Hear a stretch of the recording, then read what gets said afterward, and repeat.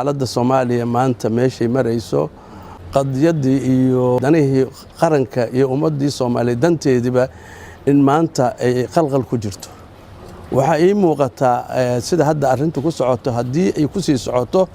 in dalku oo meel xun ku dambeey doono hadii dhibaato ay dhacdo oo dhibaato ay timaado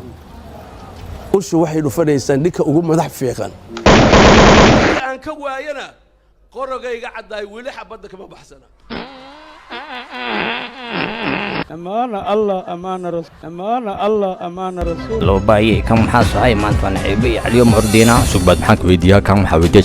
شريفة محاس هاي كم اليوم أدي حسوا حكى لك شيء كويس إنه حكى لي أبنا كم وجدي مية كذا شيء تاجم مع الدكتور مليسا ماشى مليسا الله قال حنبلعون صعبتون ماشى مبوما يا بنا دكتور ميمز ما تورس فصح مسح بالعنول ماذا اليوم البان ما عندنا فصح اليوم نقوى كان نقنا على ستيم نقطة تاني كنت بحينا وحصوفرينا فرماج كويس مية صباحنا الصوفيري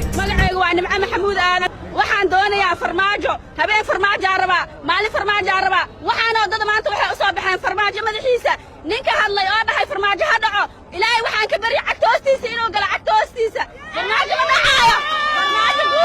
guul iyo gobonimo farmaajo I love you farmaajo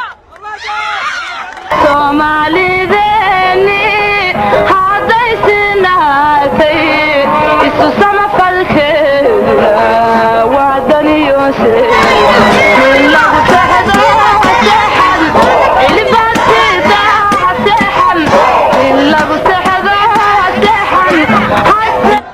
dooni mayno in dalka la burburiyo waa ka soo horjeednaa dawladnimada Soomaaliya wixii wax u dhimaya waxay doonayaan kuwa doonaya inay burburiyaan dawladda Soomaaliya kuwa doonaya ha dhaceen kuwa dawladnimada diidan heshiisyada caalamiga diidan dawladda diidan ha dhaceen dooni mayno in dalka la burburiyo waa ka soo horjeednaa dawladnimada Soomaaliya wixii wax u dhimaya waxay doonayaan kuwa doonaya inay burburiyaan dawladda Soomaaliya kuwa doonaya ha dhaceen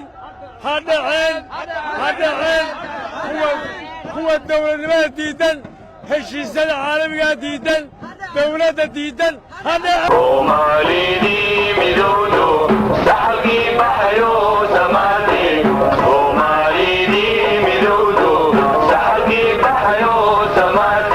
إن lagu saxdo